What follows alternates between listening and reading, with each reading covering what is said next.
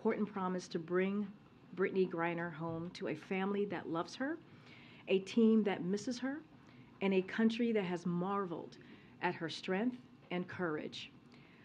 Brittany's safe return home is the product of months and months of painstaking negotiations that were the culmination of extraordinary efforts across the U.S. government. Officials from the White House, the State Department, and across the administration worked tirelessly and relentlessly to see this moment through. As the Secretary of State said publicly in July, we have been engaging in intense negotiations with Russia, pursuing many different avenues over the course of last 6 months to secure Brittany's release. And we know Brittany fought tirelessly too. Throughout her ordeal, we saw Brittany, a 2-time Olympic gold medalist for Team USA, demonstrate strength, courage, and dignity. As the president said this morning, she represents the best of America. I had the opportunity to speak to Sherelle Griner a couple of hours ago, who is looking forward to seeing Brittany as soon as she returns home later today. Sherelle, who herself has handled Brittany's detention with incredible strength, asked me to communicate once again her sincere gratitude to everyone in the administration and in their own broader support network who made this day possible. She also wanted to reinforce the commitment she and Brittany have made to stand up and speak out for other Americans wrongfully detained abroad.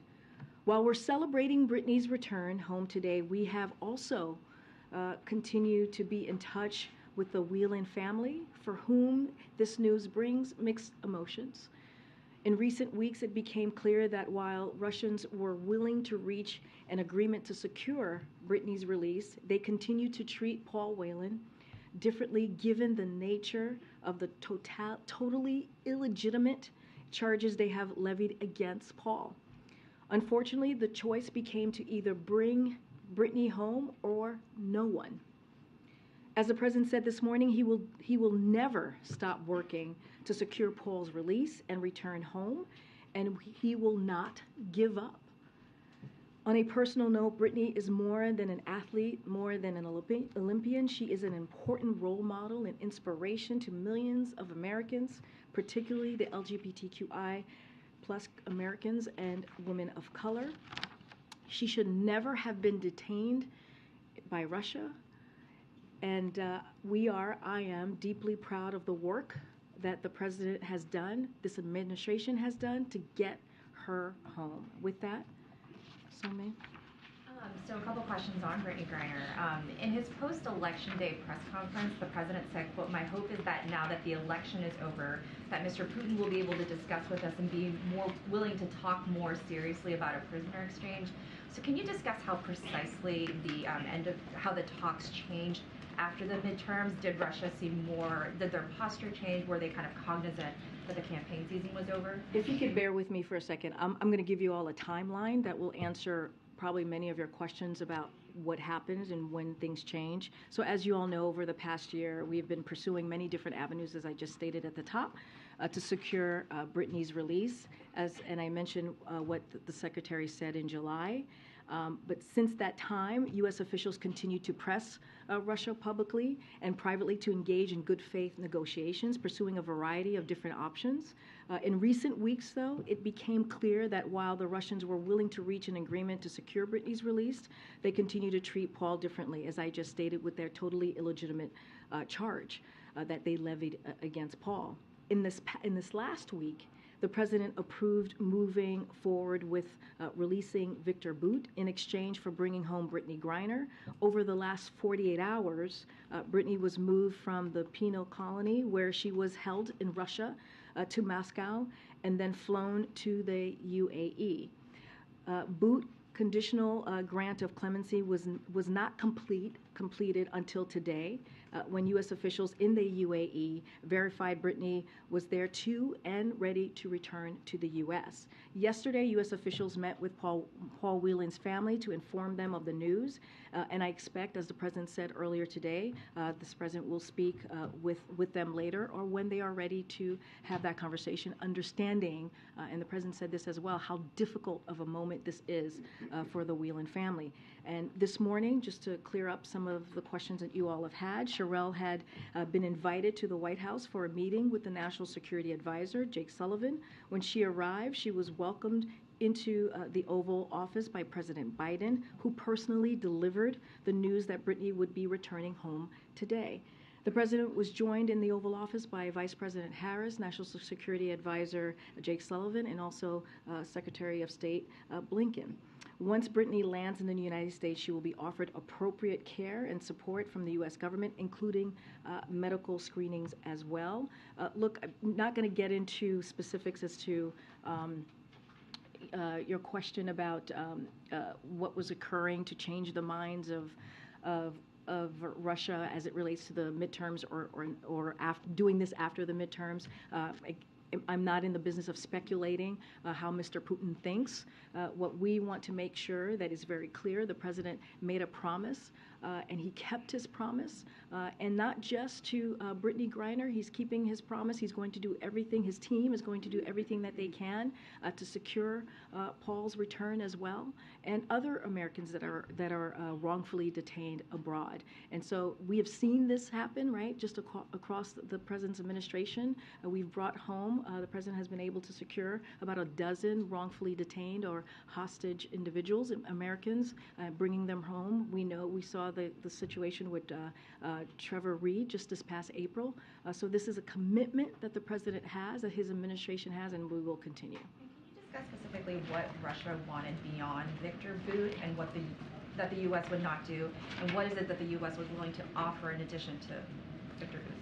So here's the thing. The Russians were not willing to negotiate in good faith for the release of Paul Whelan at this time. And in order to increase the chances for success, we're not going to certainly discuss more about the negotiations for his release publicly. But we are committed to securing Paul's release, but we're just not going to get into specifics. But like I said, they were not operating in good faith. And one more question. I mean, obviously, we're all very happy to hear the news that she's coming home, but I'm wondering if the administration's concerned about whether there's any precedent set here about what the U.S. government is willing to trade in exchange to release Americans imprisoned abroad. So, look, this was not a decision that the President made lightly, but he believed it was the right thing to do to secure Brittany's release. And so, this is a commitment that he had, a promise that he made, and where we were left with is either we bring Brittany home or no one at all. And so, I had one of my colleagues in the National Security Council said today he believed that there was a moral obligation here to get her home. This does not mean that the President will stop with Brittany. He's going to continue to make sure that we secure Paul Whelan's return as well as other Americans who are wrongfully detained abroad. Okay. Thanks, Karine. Was there a risk assessment to determine how dangerous Bout may be now that he's been released back into the world? And what is the result if there was one? How should people be thinking about the fact that this man is free? So look, again, this was not a decision that the President made lightly. Just want to be very clear on that. We will always stay vigilant about our national security. That's something that the President will always do, and we will act swiftly to protect it. That was true yesterday, that is true today, and that will be true after Mr. Bout's release. So that is a commitment that the President has to the American people. But again, he believed this was the right thing to do in bringing Brittany home. But in making that decision, surely he heard from officials, the intelligence community, about how dangerous Bout is or is not. So I'm just asking. No, I hear your question. I hear your question. I'm not going to get into specifics about what the President was told by the intelligence community. That is not something that we do from here, as you know, on any specifics. What I can say is that the president will continue to be vigilant about our national security, and he will we will remain to act swiftly to protect it. Again, this is not a decision that he made lightly. And with regard to Whelan, David Whelan said in his statement that I'm guessing you've seen by now that Paul worked so hard to survive for nearly 4 years, and he questioned, have you continued to survive day after day when you know that your government has failed twice, essentially painting a pretty hopeless picture for his brother. So are there any concerns that Paul Whelan will hurt himself? And are there any measures that the U.S. can take to ensure his well-being? So look, all very good questions, and the president said this morning he understands how difficult a moment this is for the Whelan family. It is certainly not lost on us. And as we have said, we've been speaking with the Whelan family, including today, and we're not going to certainly betray any that confidential conversation. You clearly have heard from the family directly in the statement. But look, what we are going to continue to do is we are going to continue to work to secure Paul's return, Paul's release. I think you can understand why we won't go into details, but of course, we're always concerned about the safety and the health of any American that is being held wrongfully detained and held hostage. And I'm not going to get into specifics on any future conversations that we may have with Paul and how that's going to, our interaction with him is going to look like. One thing that I can say is our counselor officers in Moscow were able to make contact with Paul on December 2nd, and as we know from that time, he was feeling well. He was in good health. And just one more, and just to clarify, on December 2nd, he wasn't aware that this was happening. It wasn't until today. Yeah, he was. We have made Paul Whelan aware of the exchange that happened today. He is aware of it. On Brittany Griner, I understand how the deal went down and what the Russians were willing to give, but how do you dispel the public perception that if you are a celebrity or a professional athlete, you get preferential treatment in a situation like this?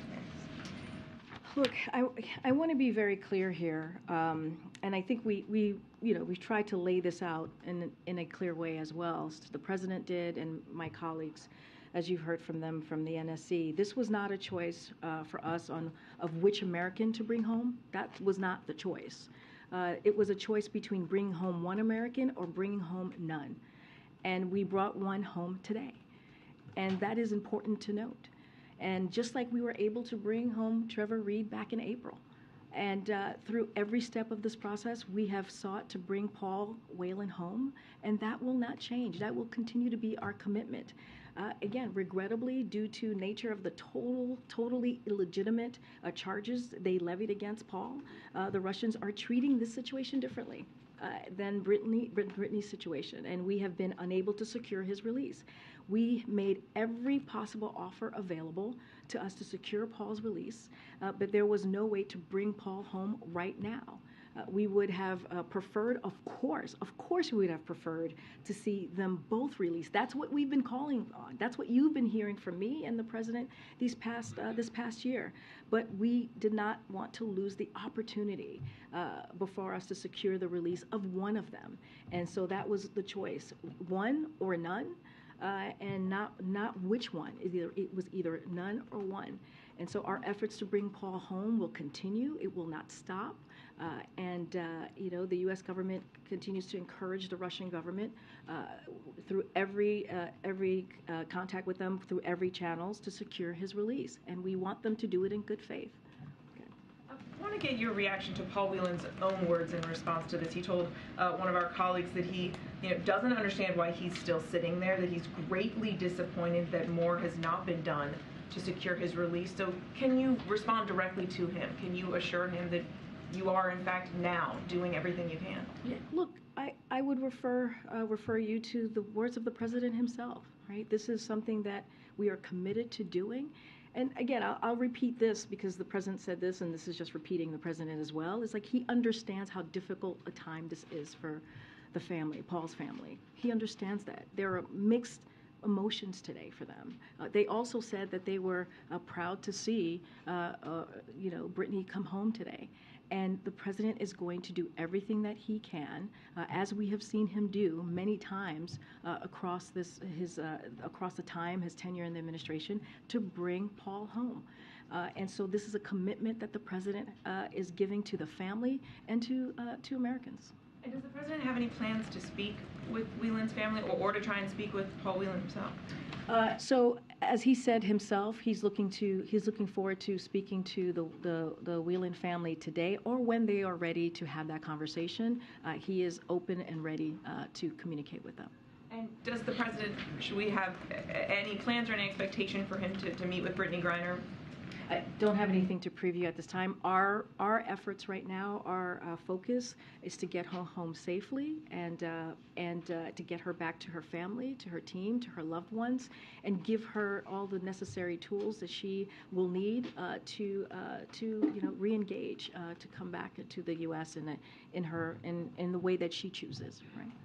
Thank you, Craig. Quick question on Saudi Arabia's involvement in securing Griner's release. How do you view the Crown Prince's involvement here? Do you view this as an act of good faith? And how do you think this will help them as the U.S. reevaluates its alliance with Saudi? So, as I've said before, this negotiation was between the U.S. government and Russia. And that's how we were able to secure Brittany's release.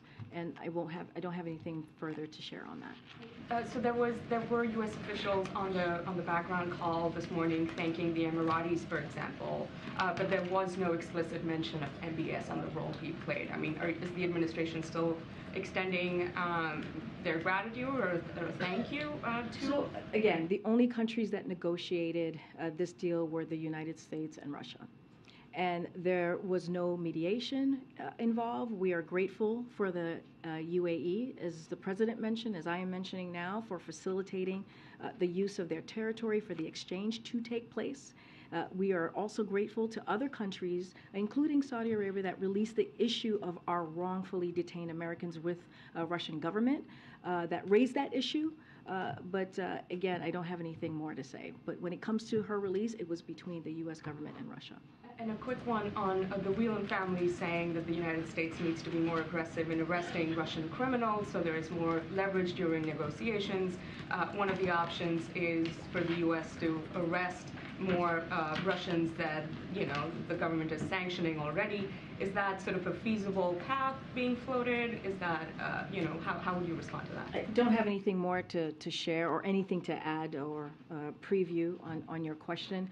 Look, as you know, the president recently put forward, the Biden administration expanded their toolkit for the U.S. government can use to make sure that as we think about hostages that are wrongfully detained Americans that are being held, to deal with that issue, including the ability to impose serious costs and consequences, such as sanctions and visa bans on governments and non-state actors who are involved in hostage-taking and wrongfully detentions. So the State Department has also introduced a new risk indicator to their travel advisories to inform U.S. citizens about the risk of wrongful detention by a foreign government in 6 countries that have regularly engaged in this practice.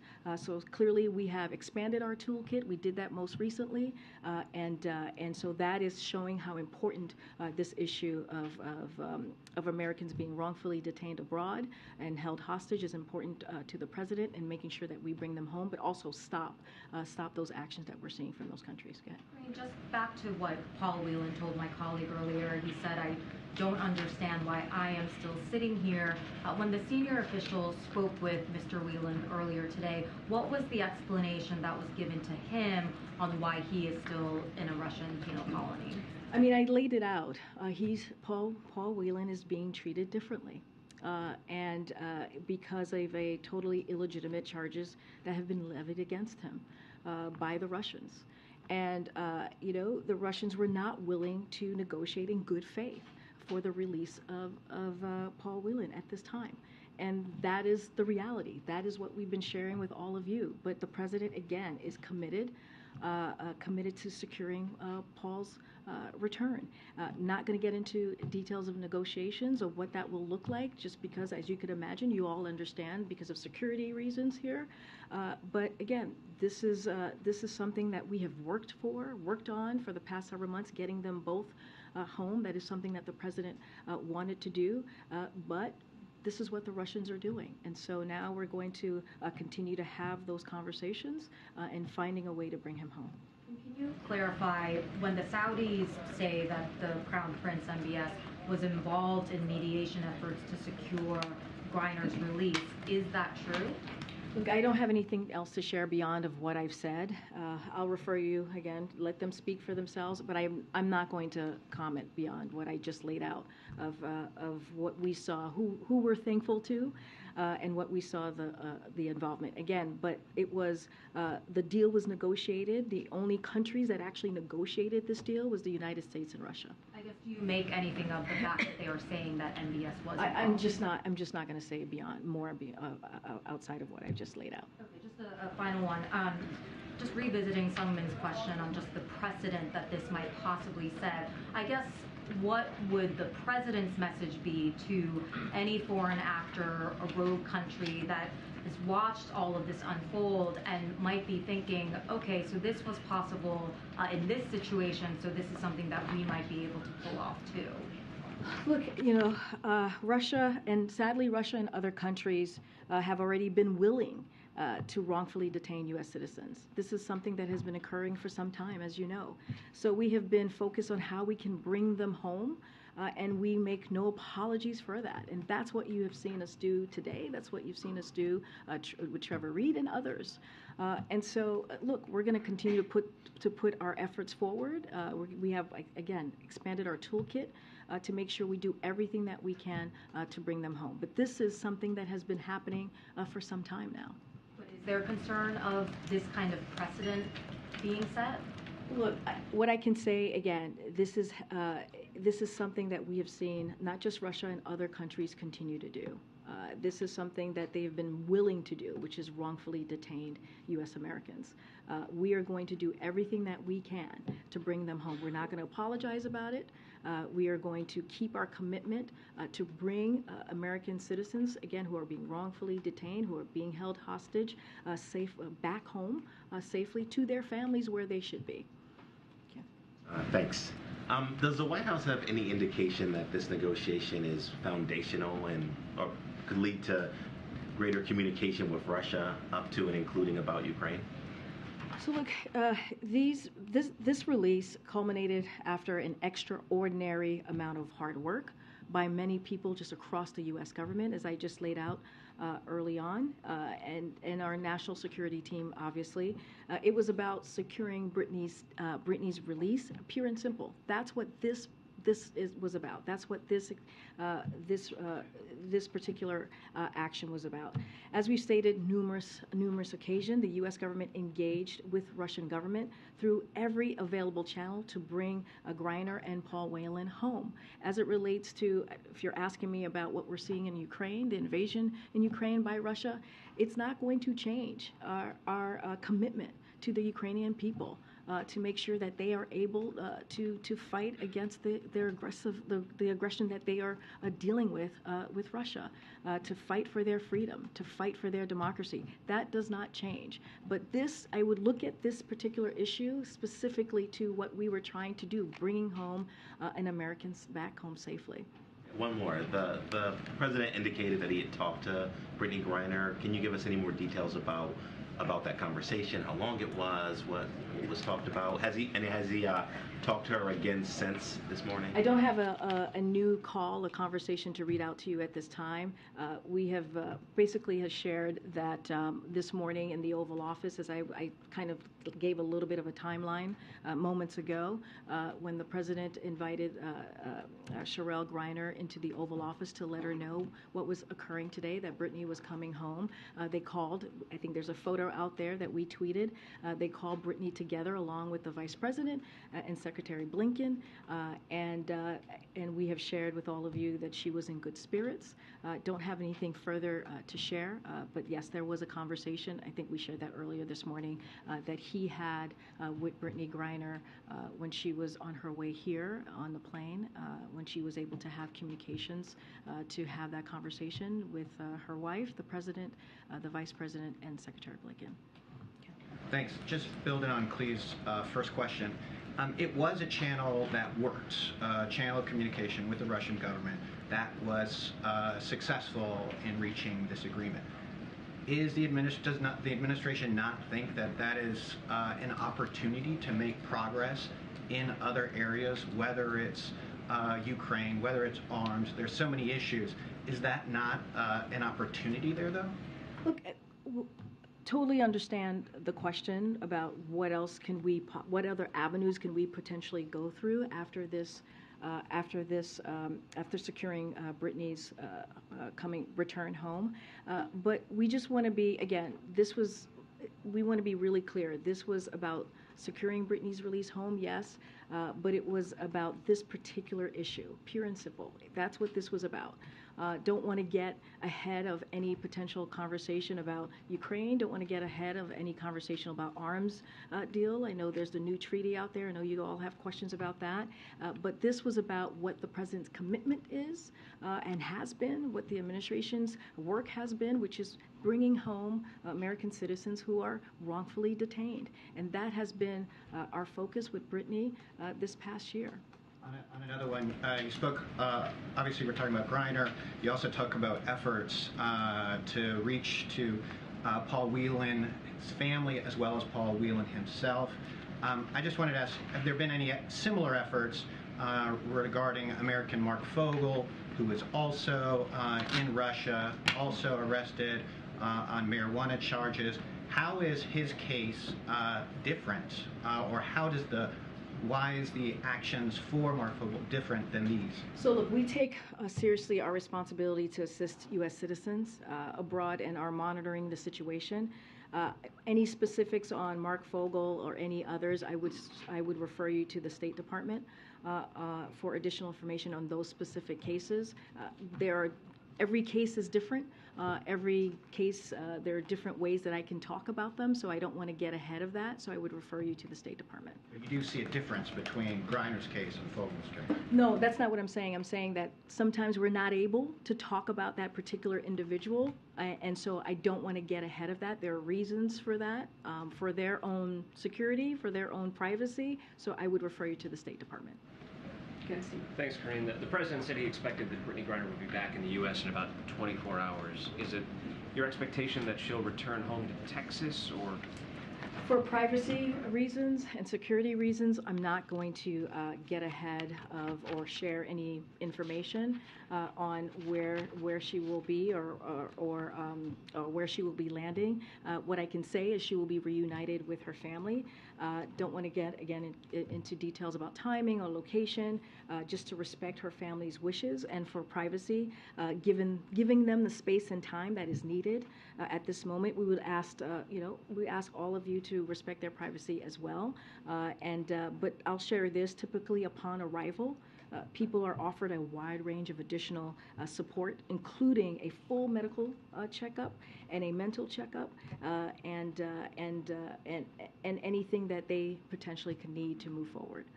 I want to ask you, as you know, there's some criticism of the release of Victor Bout, and I know you said the president doesn't take it lightly, he waited very carefully, but we are talking about a man who, when he was sentenced to 25 years, Preet Bharara, who at the time was the top federal prosecutor in New York, said that this was someone who had conspired to sell AK-47s that he knew would have been used to kill Americans, American drug agents. Law enforcement officials may not be happy with his release. What's the president's message to them and to others who say essentially that this was a bad deal, that this is a terrible man who has not fully paid his debt? So look, negotiations for release of wrongful detainees are often very difficult. That's just a reality. In part because of the price that must be paid to bring Americans home, to their loved ones, and in part because of immediate results can feel unfair or arbitrary, right? To your point. Victor Bout, who served 12 years in U.S. prison facilities after being convicted with due process, who was scheduled for release in 2029, has been allowed to return to Russia as part of this arrangement, as you all know. While, look, we celebrate Brittany's homecoming, we remain committed to seeing Paul Whelan's likewise released. Through every step of this process, we sought to bring Paul Whelan home as well. And we did so in good faith with Russians and proposing different options. And I'll say this again, we'll not stop to do that. But here it is, and I said, my colleague said this earlier today, the president felt a moral obligation to bring Brittany home. There was an opportunity to do that. It was either Brittany or no one at all. And we're not going to apologize for that. And again, this is what we were able to do to get her home, and we are not going to stop. We are not going to stop to bring Paul Whelan home as well. We're going to continue to do the work, and also other Americans who are being held wrongfully detained. Thanks, Green. One, just housekeeping off the top. Has Brittany Griner boarded the plane back to the U.S.? Yes, she's on her way. She's on her way home. Okay, so she's on the plane. Yeah, she's on the plane back. Yes. Can you help us understand, were there any other concessions that were offered as a part of this deal? Did the U.S. give anything or get anything that has not been disclosed as a part of the deal? And just to try again on a question that you've gotten, how does this deal not send a message to Russia and to other governments that if they wrongfully detain American citizens, that they will have some of their most dangerous criminals, in this case the merchant of death, released? Look, I've answered this question multiple times, and I've said this, and you've all reported this, and you have seen this as well.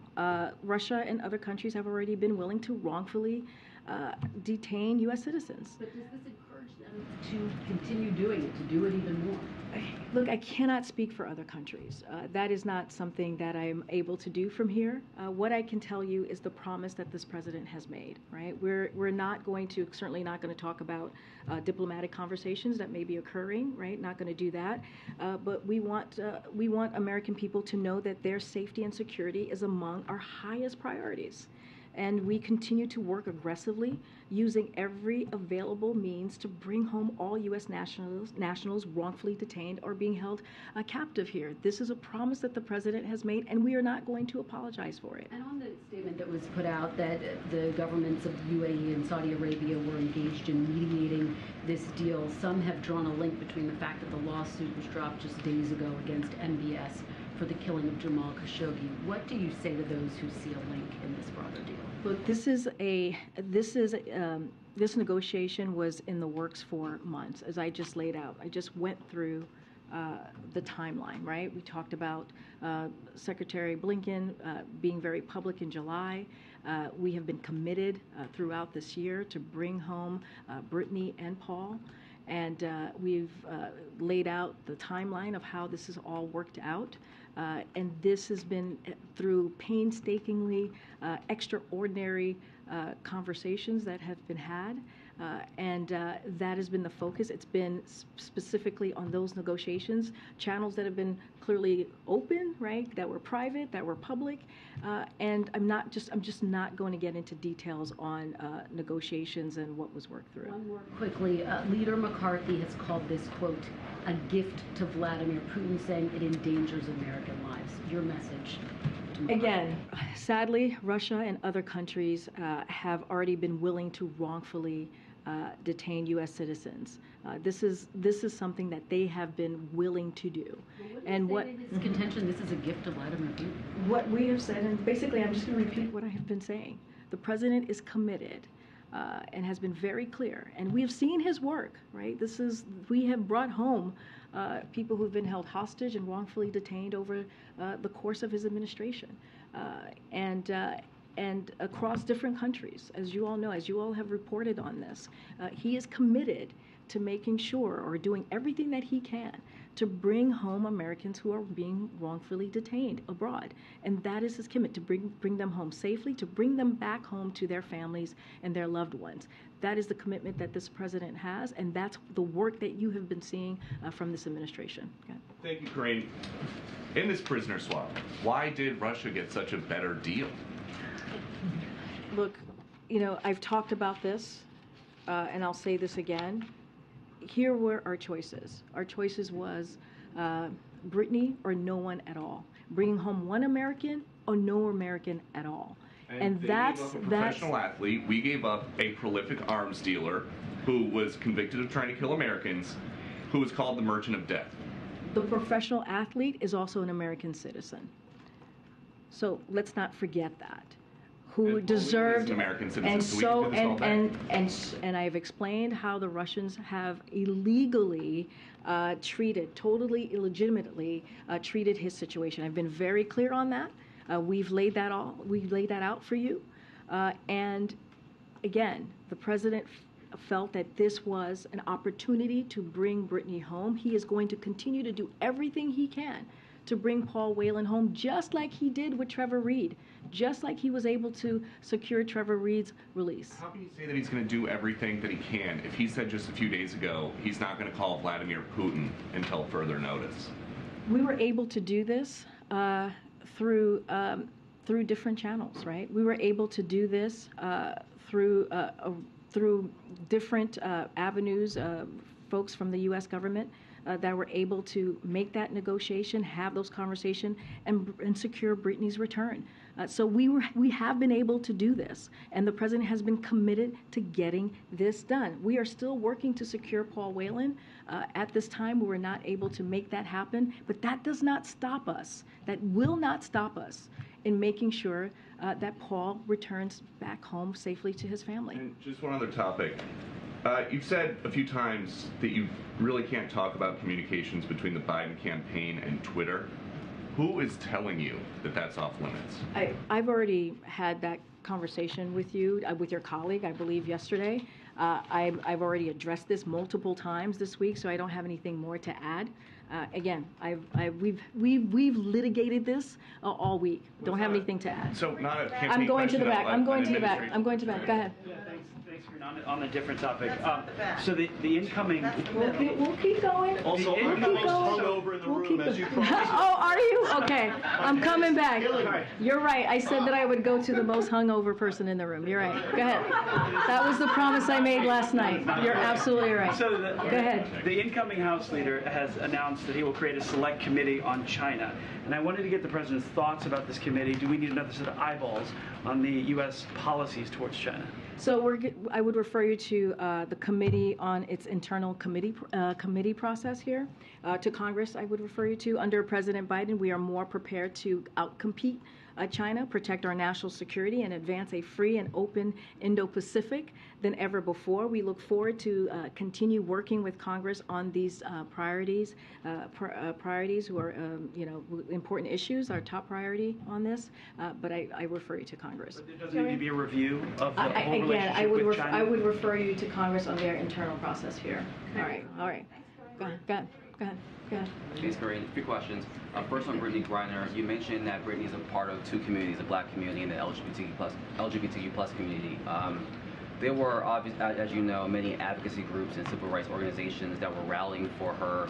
To what degree was that helpful or impactful to the administration's work to bring her home? So look, I will just refer to you to what Sherelle said. Sherelle Griner said at the podium earlier today, right in the Roosevelt Room, and you saw her speak to the folks outside of her network, outside of the administration, who she applauded and thanked for their support. Does that matter? Of course that matters. But I want to be very clear as well. The president has been committed to this. He has shown his commitment just the past almost 2 years of his administration when it comes to bringing home Americans who have been wrongfully detained. That is something that you've seen his administration work through. So I'll leave it there. But I'll relay what Sherelle said and what I repeated moments ago. And the Griot learned that the administration has reached out to the families of victims of police violence and those who were killed by police officers to update them on the executive order that President Biden signed earlier this year in May. Do you have any update on the implementation of this executive order? So look, passing the George, let me just start there, passing the George Floyd Justice and Policing Act has been a priority for this president, and he's going to continue to work with Congress to get that done, to get this bill to his desk so he can sign it. At the same time, the entire administration, as you're asking me, remains committed to implementing the president's executive order to help strengthen public trust and public safety. Don't have anything specific to share with you, but we are committed to executing that. Madam. Thank you. Sorry. I'll look to the back. Thank you, Kareem. The sister of Imad Shagri, who was an American-Iranian hostage in Tehran, gave an emotional interview this morning. She said she was thrilled for the release of Brittany Griner, but she's disappointed that neither the president nor Jake Sullivan met with her or her family. Can you say the name one more time? His name is Imad Shagri. He's an American-Iranian hostage. So some people accuse the White House of double standard. Why till now she was unable to meet with anybody in the White House?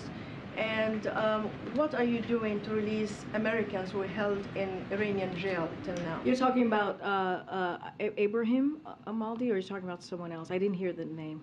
His name is Imad Shagri. Okay. And his sister is called Neda Shagri. Okay. So, look, I don't know that case specifically, so I can't speak to it from here at this time. I would have to check. I would also refer you to the State Department to get an update on that particular situation. So don't want to get ahead of what the State Department might share. The president and the White I House understand. just like... I completely understand your question.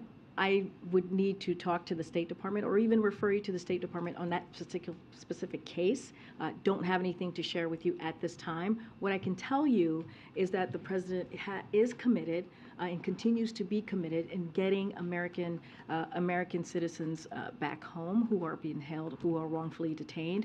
I don't know the specific case, so can't speak to it, can't speak to where we are internally or any outreach that has occurred. Any update on the Americans held in Iran, hostages? I don't have an update for you at this time. I would refer you to the Department of State. Okay? Thanks, Green. Just two follow-ups on things you've said about Griner today.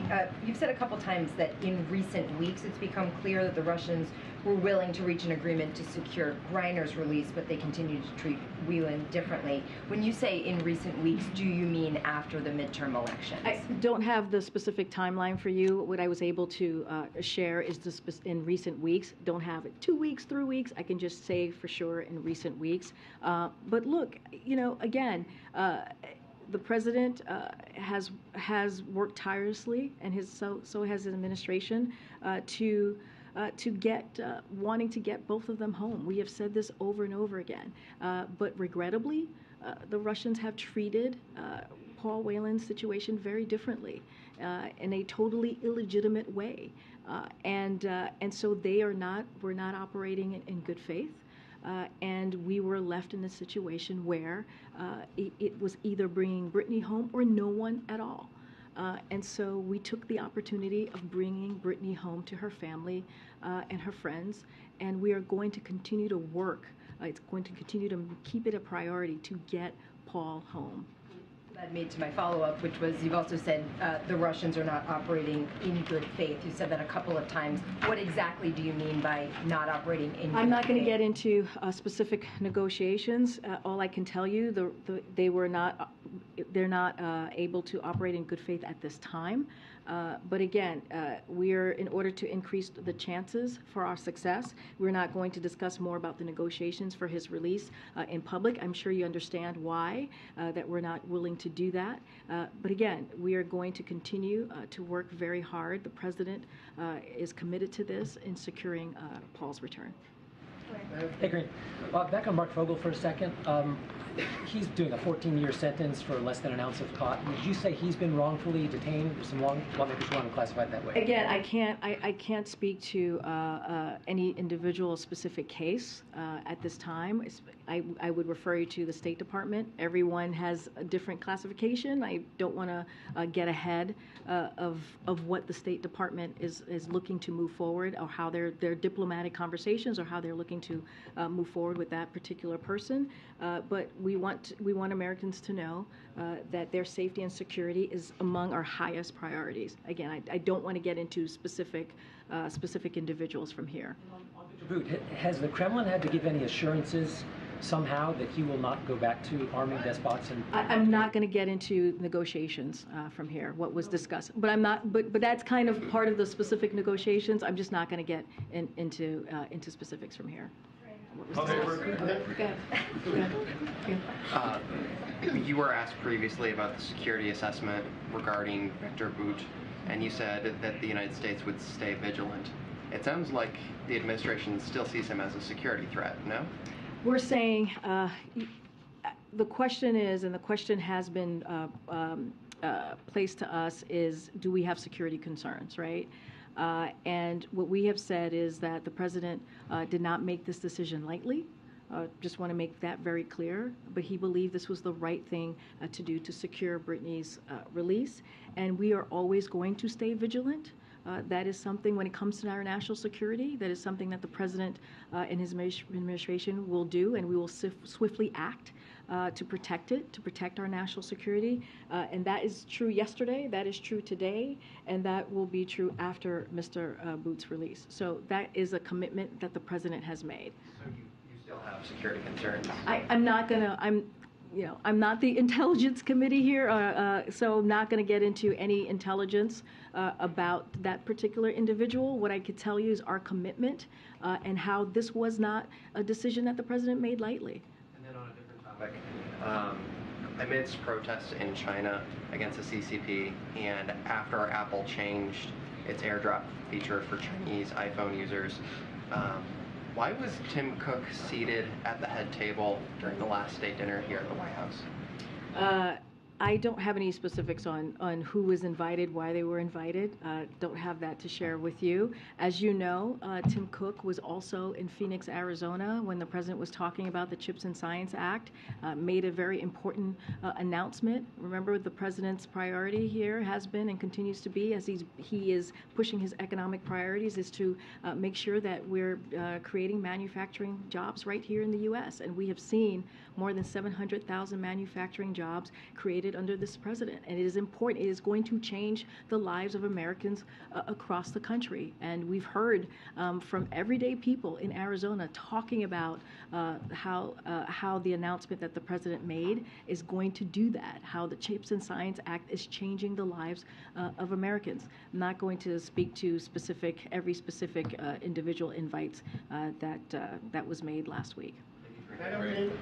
Thank you. As the year comes to an end, how do you see the relationship between U.S. and India in this year, 2022? Say that again. As this year comes to an end now, how do you see the relationship between the two countries, India and U.S., in 2022? So we see the U.S. relationship with India is strong. That's what we believe. We see it as a strong relationship. President Biden and all levels of U.S. government are in touch with our Indian partners or their counterparts. We are grateful for their leadership at the last G20 and look forward to working closely with India as their new chair of the G20. So we also look forward to continue working with India on a range of important regional and global issues as well. But you don't have a U.S. ambassador to India for about 2 years now. What's the status on that? When can you have an ambassador there? So look, as Secretary Blinken spoke to this very recently, and we have a crucial, and as I just stated, a consequential relationship with India. We continue to seek the confirmation of Mayor Garcetti We want to see that happen quickly. Who, as you know, was voted out of committee with strong bipartisan support to serve as ambassador to India, and so we will continue we don't have any updates on timing, but we'll continue to push that forward. One final one. President has quite often spoken about people-to-people relationship between India and U.S. And right now, the visa wait time period for people in India and the U.S. Embassy and Consulate is more than 1,000 days. I think this is historic in nature. Is the president aware about it? What's this administration doing to address this? So I can say that the Biden administration is aware of the issues. While we have made great strides, as you know, because you cover this very closely, in recovering from the pandemic-related closures and staffing challenges, we are still working to respond to the significant demand of these visa services. That is something that we will continue to do. We are successfully lowering visa interview wait times. That's around the world. And we've doubled our hiring of U.S. Foreign Service personnel to do this important work. Visa processing is recovering faster than projected. And this year we expect to reach pre-pandemic processing levels. And any specifics or more about the visa process, I would refer you to the State Department on that. Go ahead. Can you take a question on the U.S.-Africa Summit? Can you take a question on the U.S.-Africa Summit? Karen, why is it so hard to take a question on the U.S.-Africa Summit when the president is bringing 50 African leaders, the biggest gathering of leaders of his administration? Why is it hard for you to give me a question? It is not hard. I've answered. Would you let me answer the question, or are you going to? Okay. You don't give us questions. Okay. I'm trying to answer your question. Go ahead, sir. Go ahead. Again, I just tried. You wouldn't let me. Go ahead. I have 2 quick questions. No, but can I just tried, and you would not let me, sir. So your colleague is going to ask a question. Go ahead. Ask you a question. No, I literally just tried to answer your question. You shut me down. So now your colleague is going to. Let me ask the question first before you answer. Thanks, everybody. I'll see you tomorrow. Question on the respect.